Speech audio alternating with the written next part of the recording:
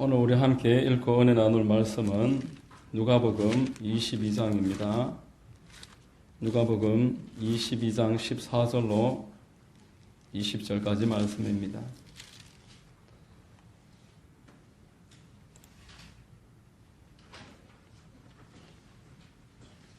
제가 봉독해 드리겠습니다.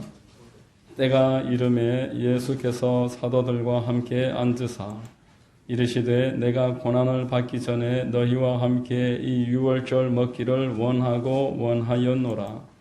내가 너희에게 이르노니 이 유월절이 하나님의 나라에서 이르기까지 다시 먹지 아니하리라 하시고 이에 잔을 받으사 감사기도 하시고 이르시되 이것을 갖다가 너희끼리 나누라.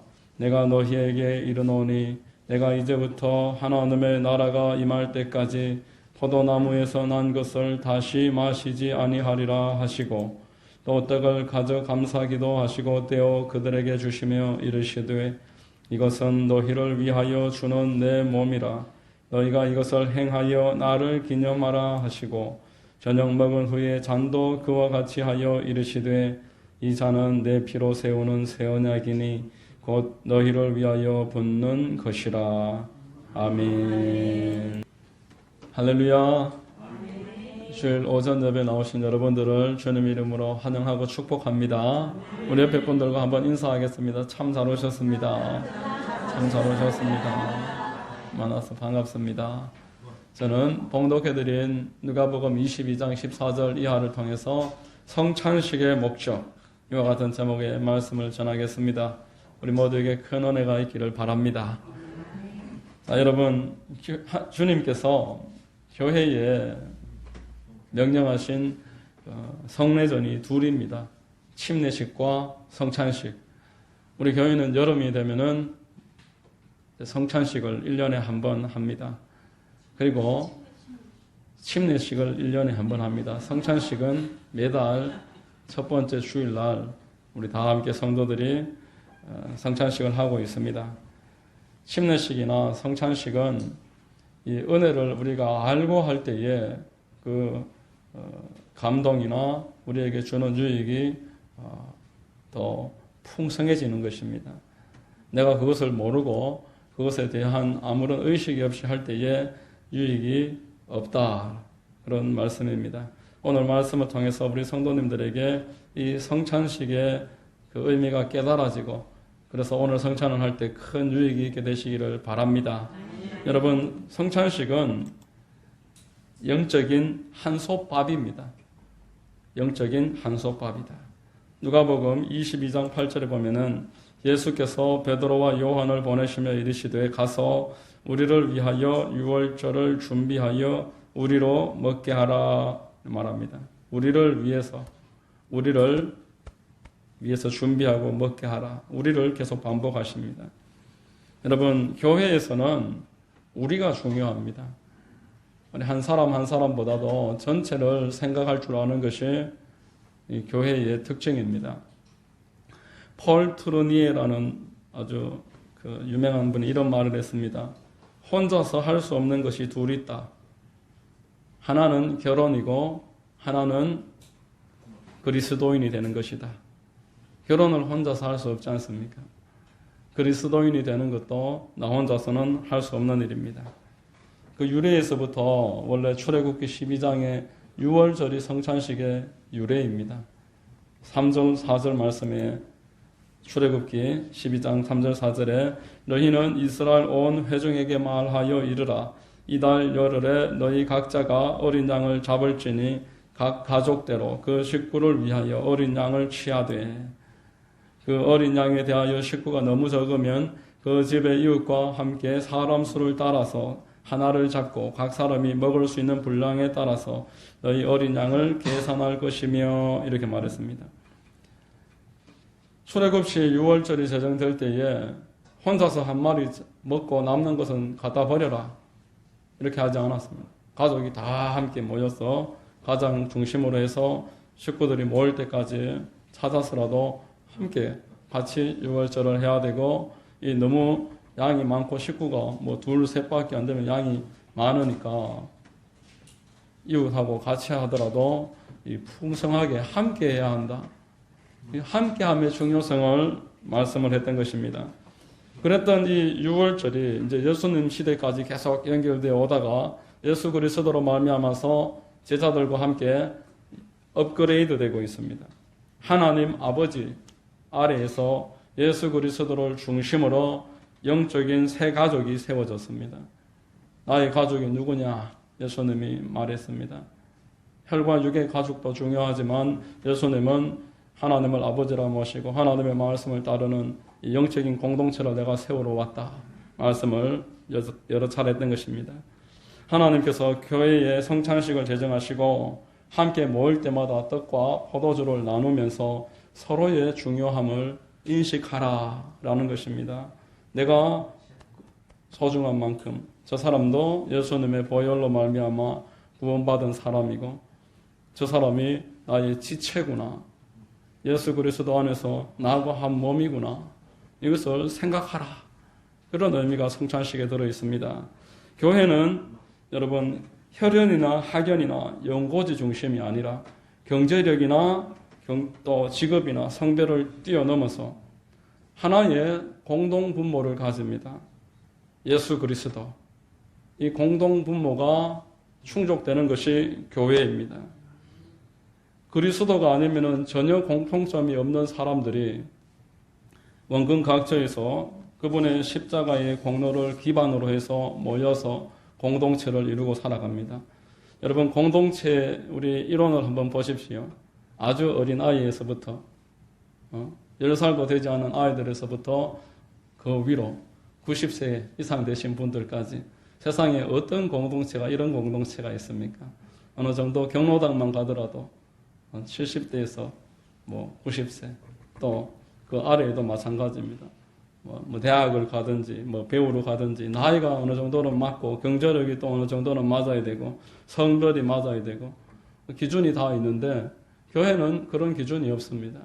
예수 그리스도를 기반으로 해서 모두 공동체를 이루는 다양한 사람들이 많이 모이면 모일수록 좋은 교회입니다. 미국에 가면은 흑인들만 모이는 교회, 백인들만 모이는 교회, 한국에도 어느 지역에 가면은 의사들이 많이 모여있는 교회, 교수들이 많이 모여있는 교회, 중산층 그 이상 되는 사람들이 많이 모여있고 그것을 자랑하는 교회들도 있습니다. 국회의원이 몇 사람이 있고 학교 총장이 몇 사람이 있고 그런 이야기들을 하는 것은 사실상 교회의 자랑이 될 수가 없습니다. 흠은 아닐지라도 그것을 내세우는 순간 참된 교회가 될 수 없는 것입니다. 여러분 제가 예전에 섬기던 교회의 장로님에게서 제가 이런 말을 들었습니다. 그 교회는 성도님들이 모여서 교회를 개척했었습니다. 그래서 이제 40년 정도 지나는 교회였는데 그 기간 동안 담임 목회자가 4번 바뀌었다고 합니다. 교회는 그 과정 가운데서 많이 분열을 겪었습니다. 목회자와 성도들이 일치되지 않고 하나 되지 못하다 보니까 또 성도들이 일부가 연합을 해서 목회자를 계속 내보내는 그런 일들이 있었습니다. 그러나 이 장로님은 그 일에 한 번도 참여하지 않았다고 하셨습니다.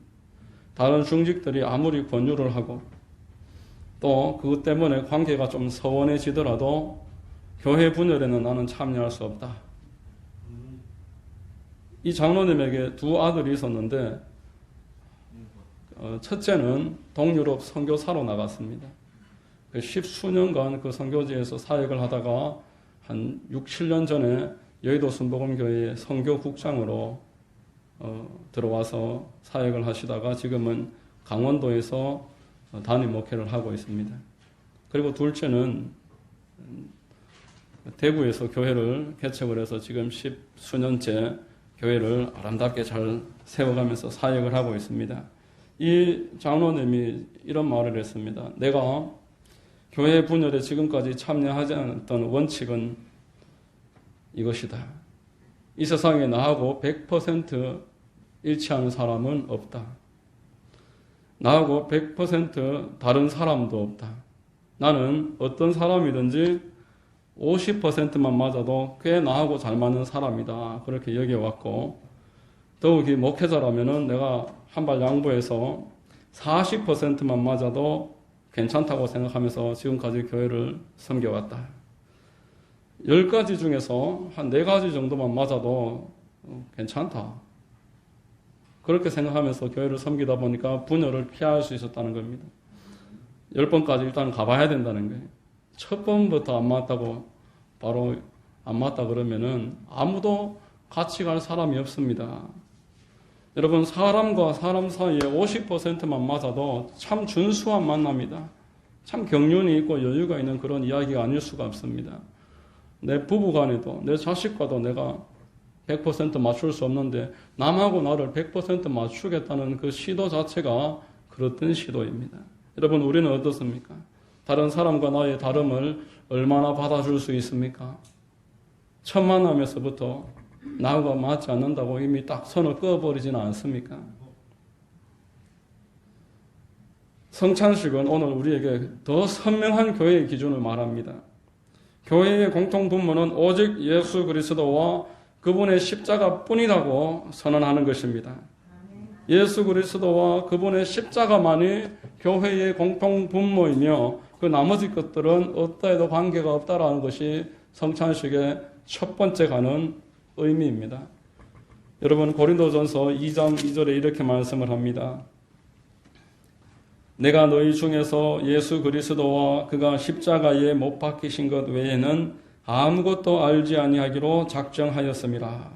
내가 당신들의 직업, 당신들의 지난 과거, 당신들의 재산 관심 갖지 않습니다. 당신들의 어떠한 그 꿈이나 비전 이런 것보다 더 내가 관심을 가지는 것, 나에게 중요한 것은 당신에게 그 중심에 예수 그리스도가 계시고 예수 그리스도의 십자가가 여러분들을 주장하고 있느냐, 여기에 나는 관심이 있습니다. 바울은 고백을 했습니다. 그 외에 다른 모든 것들은 달라도 우리 주 안에서 성도들은 예수님의 십자가 안에서 얼마든지 하나가 될 수 있는 줄로 믿습니다. 다르면 다를수록 우리는 세상을 향해 더 하나님의 영광을 드러내는 것입니다. 에베소서 4장 3절에 이렇게 말씀을 합니다. 같이 한번 읽겠습니다. 평안에 매는 줄로 성령이 하나 되게 하신 것을 힘써 지키라. 여러분, 성령이 무엇으로 교회를 하나 되게 하셨을까요? 교회를 하나 되게 하시는 성령의 기준이 무엇일까요? 예수 그리스도와 그분의 십자가입니다. 복음 외에 성령께서 사용하시는 통로는 없습니다. 따라서 그 외의 것들로 말미암아서 교회를 깨뜨리지 말라 이야기하는 것입니다. 교회는 예수 그리스도와 그분의 십자가만으로 충분히 하나가 될 수 있고 나머지 조건을 요구하지 않는다. 여러분, 성찬식은 영적인 한솥밥입니다. 영적인 가족들이 함께 나누는 한솥밥입니다. 우리는 이 한솥밥을 먹고서 살아가는 그리스도의 자녀들입니다. 우리가 영적인 한솥밥을 먹으면서 하나님께서 나를 사랑하셔서 나를 위해서 십자가에 못 박히셔 돌아가셨구나. 아무 자격도 아무 기준도 맞지 않는 나를 사랑하셔서 몸을 찢어주시고 피를 쏟아주셨구나. 저 상대방도 하나님이 피를 흘려주셨고 몸을 찢어주셨구나. 이것을 성찬을 대하면서 날마다 성찬 때마다 묵상하는 것입니다. 여러분, 성찬은 몸으로 대하는 복음입니다. 두 번째로 성찬식은 일방적인 은혜를 선포하고 있습니다. 자, 출애굽기 24장 4절에서 8절 우리 같이 한번 읽어보겠습니다. 같이 읽습니다. 모세가 야훼의 모든 말씀을 기록하고 이른 아침에 일어나 산 아래에 제단을 쌓고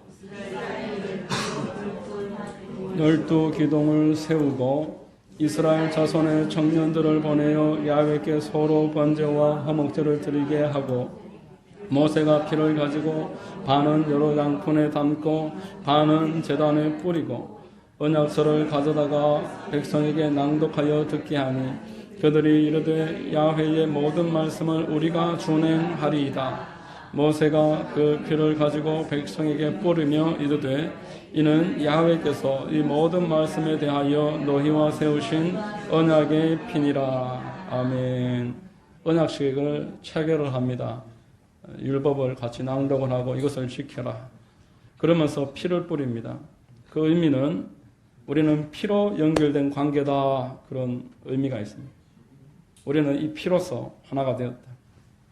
고대 사회의 부족들 간에 상호 협력 조약을 맺었습니다.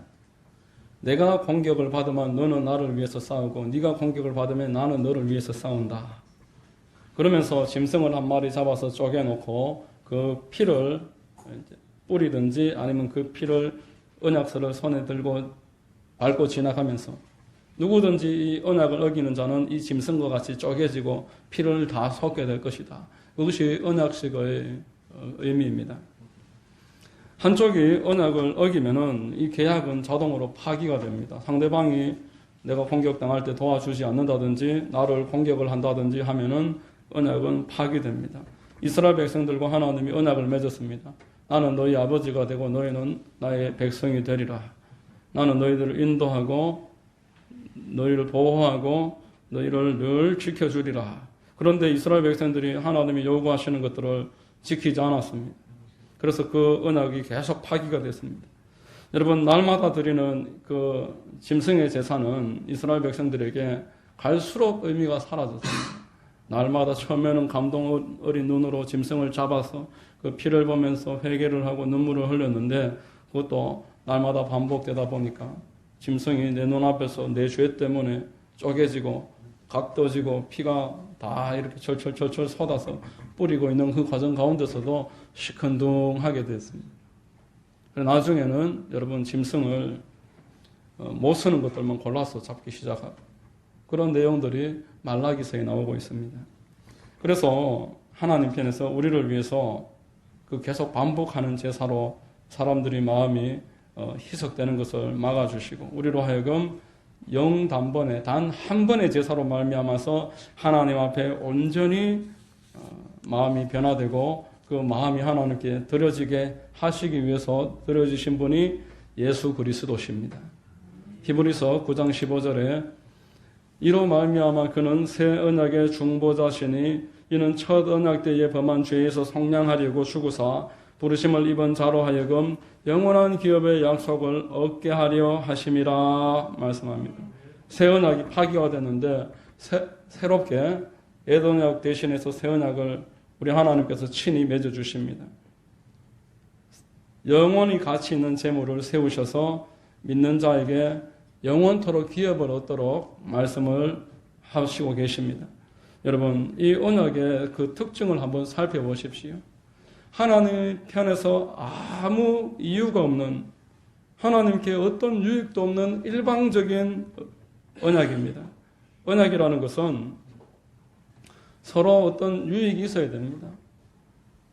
나에게도 이익이 있어야지 언약을 맺습니다. 그래서 결혼을 언약식이라 합니다.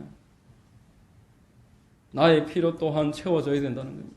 서로의 필요를 채우기 위해서 모여서 같이 언약을 맺는 것인데 하나님의 필요가 채워지지 않고 하나님께는 아무 유익이 없습니다. 지금 왜 이런 일들을 하나님이 하시느냐? 다만 우리를 사랑하시기 때문이다 말씀하고 있습니다. 우리가 하나님께 해드릴 수 있는 게 아무것도 없고 우리가 하나님을 믿는다고 해서 하나님 편에 이익되는 게 없지만 하나님이 우리를 사랑하셔서 우리를 위해서 이 일을 하고 계십니다. 요한복음 3장 16절에 하나님이 세상을 이처럼 사랑하사 독생자를 주셨으니 이는 그를 믿는 자마다 멸망하지 않고 영생을 얻게 하려 하심이라. 자기의 아들을 당신의 아들을 십자가에 매다시기 위해서 보내주셨는데 우리를 사랑하시기 때문이다. 또한 로마서 5장 8절에 우리가 아직 죄인 되었을 때에 그리스도께서 우리를 위하여 죽으심으로 하나님께서 우리에 대한 자기의 사랑을 확증하셨느니라. 다만 하나님의 사랑을 확증하시기 위해서 하나님이 우리를 사랑한다는 것을 선명하게 선포하시려고 예수님은 이 땅에 오셔서 십자가에 못 박히셔서 몸 찢으시고 피를 쏟아주셨습니다. 오직 우리를 위해서입니다. 오늘 본문에서도 이 일은 하나님을 위해서라고 말씀하지 않고 우리를 위해서라고 거듭 말씀합니다. 누가복음 22장 19절로 20절. 자, 같이 한번 읽겠습니다. 또 떡을 가져 감사 기도하시고 떼어 그들에게 주시며 이르시되 이것은 너희를 위하여 주는 내 몸이라. 너희가 이를 행하여 나를 기념하라 하시고 저녁 먹은 후에 잔도 그와 같이 하여 이르시되 이 잔은 내 피로 세우는 새 언약이니 곧 너희를 위하여 붓는 것이라.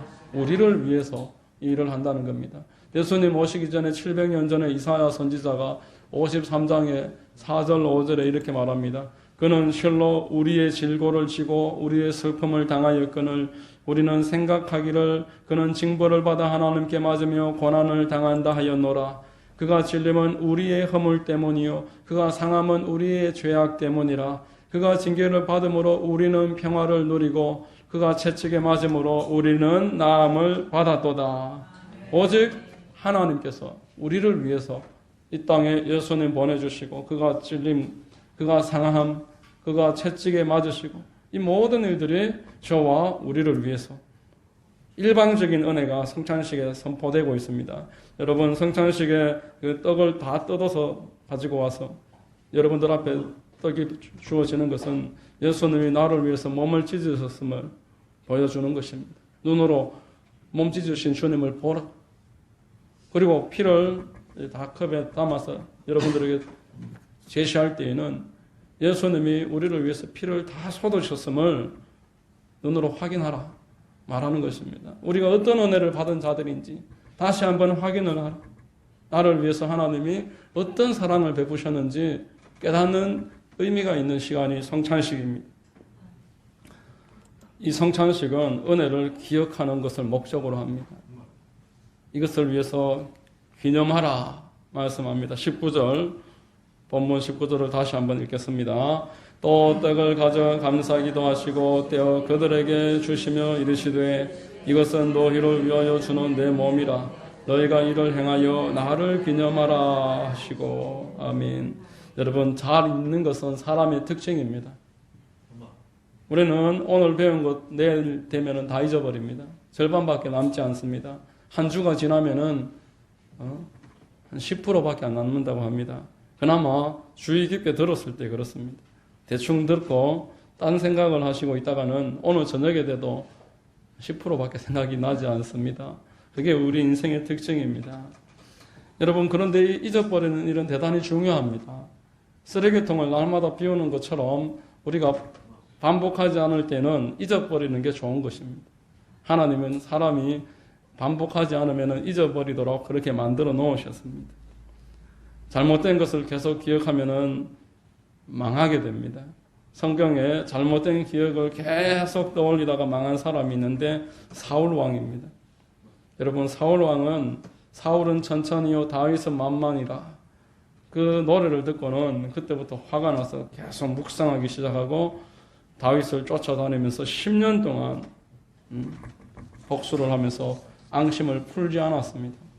잘못된 것을 기억하니 그의 일생은 괴로움으로 가득 차고 말았습니다. 반대로 성경에 다니엘이라는 사람이 있는데 그는 평생토록 은혜와 하나님의 언약을 잊지 않았습니다. 왜냐하면 그가 기도하는 사람이었기 때문에 그렇습니다.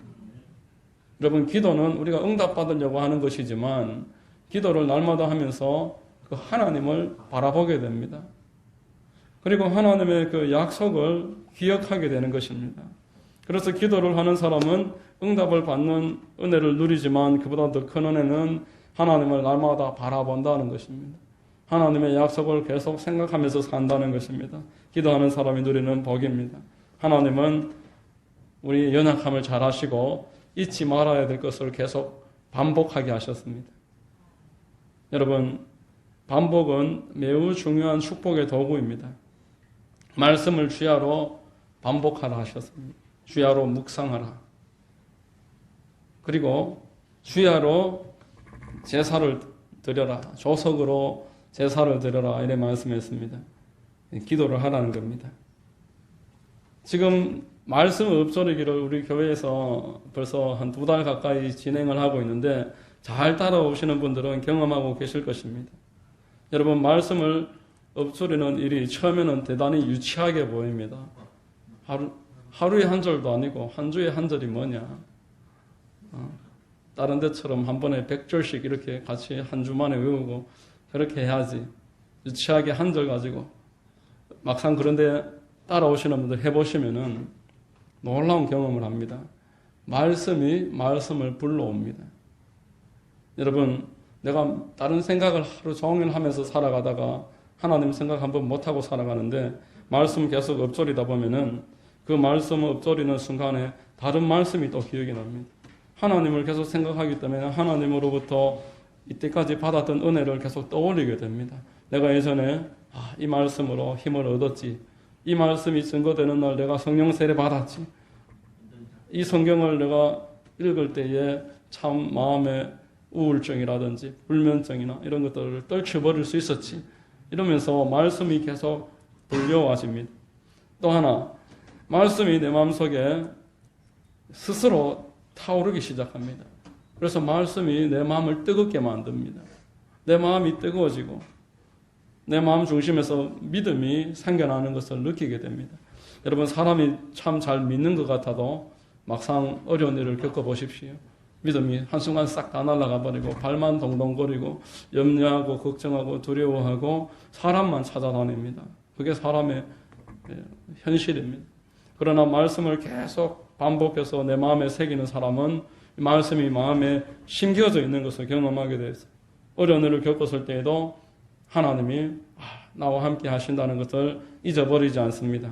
로마서 8장 28절 말씀 경우에는 여러분, 우리가 성경을 공부를 하다 보면은 하나님을 사랑하는 자, 곧 그 뜻대로 부르심을 받은 자, 그러면서 계속 여기에 대해서 해설을 갖다 붙입니다. 모든 것이 합력하여, 그래, 합력은 이런 것이고, 모든 것은 이런 것이고, 선은 또 이런 의미지. 계속 말씀을 생각하게 됩니다. 그러나 읊조리기를 하면은 우리가 알거니와 하나님을 사랑하는 자, 곧 그 뜻대로 부르심을 입은 자들에게는 모든 것이 합력하여 선을 이루느니라.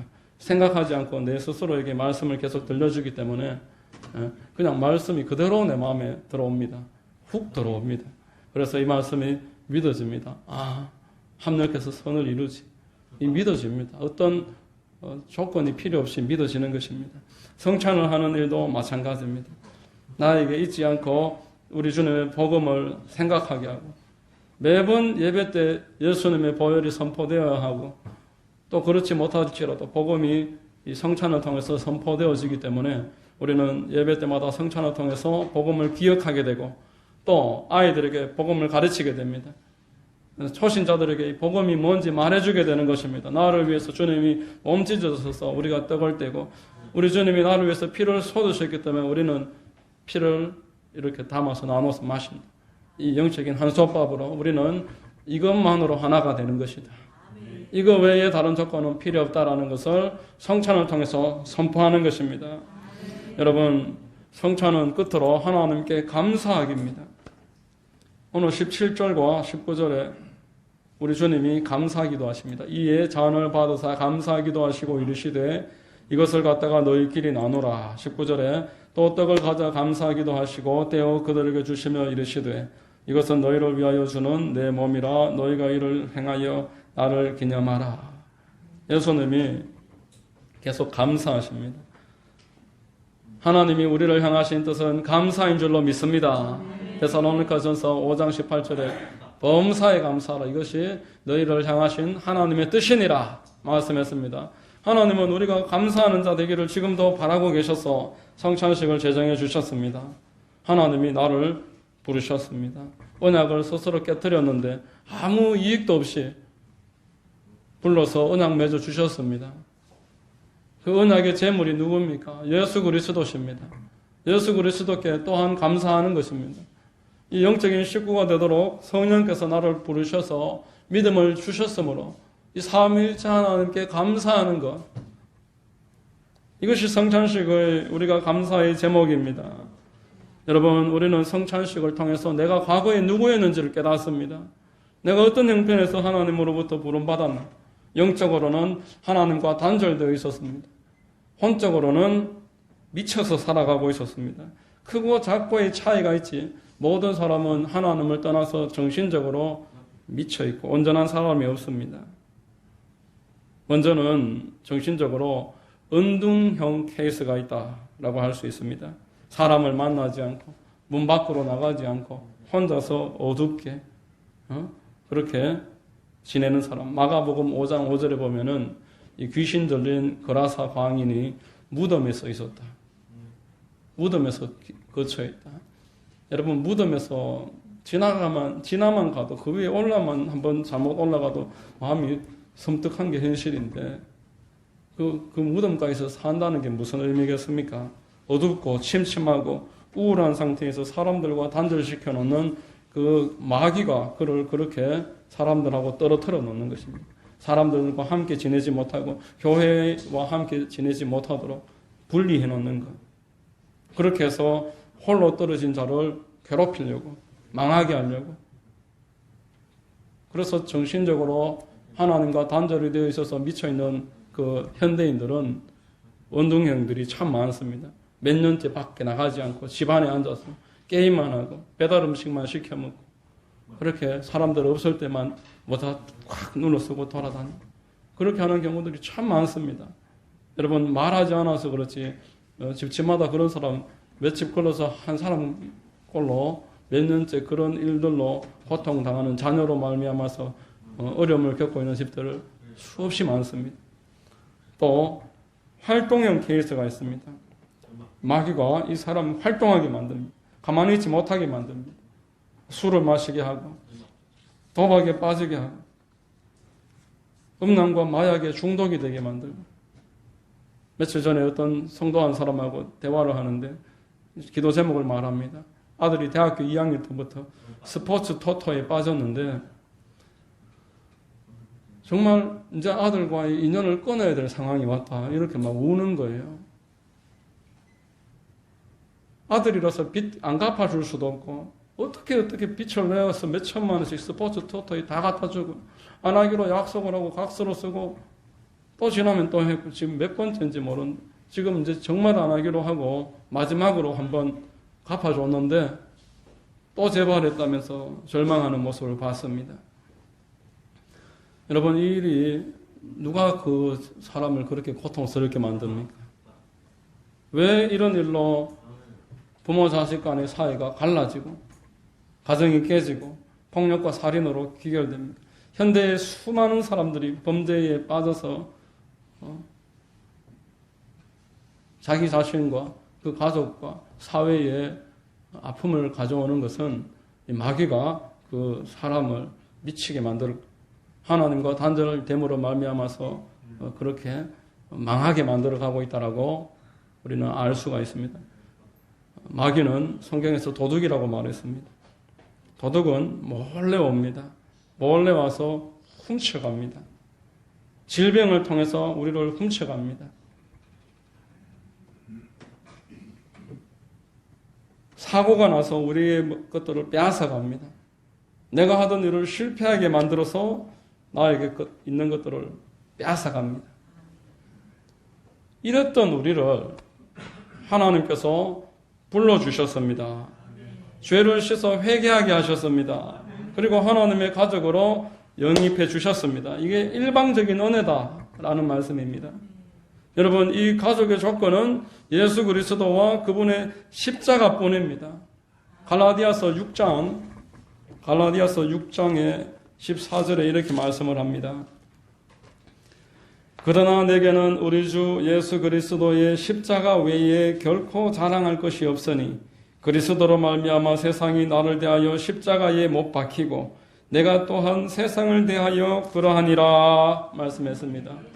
십자가 외에 자랑할 것이 없다. 예수 그리스도의 이 땅에 오심과 육신되어 이 땅에 오심과 그분이 십자가에서 죽어주신 것, 이거 외에 나는 어떤 것도 자랑할 수가 없다. 바울은 오늘도 우리에게 동일하게 선언하고 있습니다. 여러분, 교회는 예수 그리스도의 몸입니다. 몸은 머리로부터 보호를 받습니다. 보호받고 인도받고 공급받습니다. 내가 이 하나님의 몸이 되었고 가족이 되었음을 확인하는 시간이 성찬하는 시간입니다. 성찬을 대할 때 우리는 다시 한번 그것을 깨닫게 되는 것입니다. 그러므로 감사하는 것입니다. 성찬은 그런 의미를 다시 한번 되새기면서 하나님께 감사를 회복하는 시간입니다. 여러분, 우리의 감사의 그 성공은 우리가 이 땅에 나아가서 내가 성찬을 대한 다음에 이 성찬의 의미를 세상에 전하는 것, 여기에서 감사의 성공이 이루어집니다.